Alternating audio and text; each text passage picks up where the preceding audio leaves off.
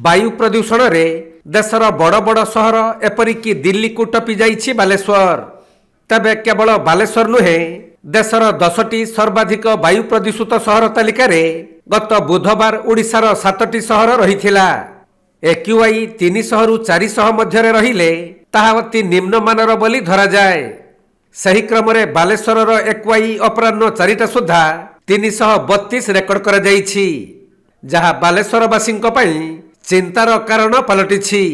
बालेश्वर ये सब प्रदूषण बढ़िवार कारण हूँ एक जे बहुत जगार ये सब धान कटागला से तार ये गुड़ा छोट छोट नड़ा गुड़ा को जला जाउछि प्रथम कथा। आ द्वितीय कथा है बालेश्वर रे 2 व्हीलर और 4 व्हीलर गाड़ी संख्या बहुत अधिका। आउ पुराना गाड़ी रो संख्या बहुत अधिका जेमानकर पाखरे पोल्यूशन रो सर्टिफिकेट नाही। बिना पोल्यूशन सर्टिफिकेट बिना इंश्योरेंस रे सब पुराना गाड़ी मोटरसाइकिल मन चला हो जे कि आमर बालेश्वर प्रदूषण करिवारे नंबर 1 ताकर हाथ रही।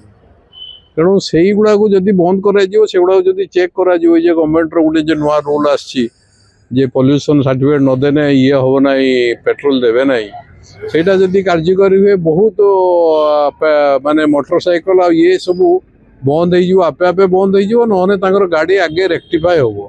बहुत जनकर इंजिन खराब अच्छी गाड़ी रू भस भस धुआं बाहर एटा कि आमर प्रदूषण माने भल भाव दायी। तेणु आमर से गुड़ा को जदि देखा एवं गछपत्र जदि चारिआडे लगा जाए लोकों भितर गोटे आश्वासन सृष्टि हुए चेतना सृष्टि हुए जे ना समस्ते समस्त बाड़ी रे गछ लगे दरकार समस्ते गछ को जत्न नवा दरकार देले ताले कौन हम ना आमर वायुमंडलटा प्रदूषित न हो ठीक रहा हूँ कथा। तबे रास्ता निर्माण जानवाहन चलाचल वायु अधिक प्रदूषित हेउछि। एही प्रदूषण को नियंत्रण रे रखिबाकु हेले केवल प्रदूषण विभाग नुहे ट्रांसपोर्ट विभाग, एग्रीकल्चर विभाग, रास्ता निर्माण विभाग, म्युनिसिपालिटी और पुलिस समस्त मिसी कार्य करिबा दरकार बोली प्रदूषण विभागर आंचलिक अधिकारी मनमोहन मुर्मू सूचना दैछंती। गतकाली आमर एक्यूए थिला एवरेज माने डे एवरेज 338 आ आजिर इंस्टांट एक्यूए हैला 332। एथिरे मुख्यतः आमर लोकल फैक्टर्स एवं आउटसाइड फैक्टर्स मध्य तार प्रभाव पड़ुची एक्यूए उपरे। तो आमको एटा मिलित भाव में कार्यानुष्ठान नेबा को पड़िबो। जेमिति कि माने व्हीकल मूवमेंट रो भी इंपैक्ट होची, इंडस्ट्री रो भी इंपैक्ट होची। अच्छा हमर एग्रीकल्चर एक्टिविटी सेथिरे भी इंपैक्ट होची।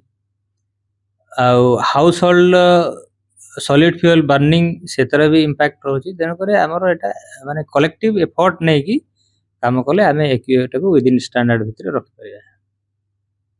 जनसचेतनतार आवश्यकता रही। हाँ जनसूचना पाए आमे सेथि पाए एथरे आम ऑफिस रे जोठी मॉनिटरिंग हेउची कंटीन्यूअसली एम्बिएंट एयर क्वालिटी तो तार डिस्प्ले मध्य रखा हैची लोक माने सेटा डायरेक्टली देखि परिबे। ता परिवर्ते हमर मोबाइल एप्लीकेशन अछि समीर ऐप जोथरे लोक डाउनलोड करिकि जे कोनोसी सिटी बा बालेश्वर सिटी रो एयर क्वालिटी ट्रेंड्स बा एक्यूए ट्रेंड्स को देखि परिबे।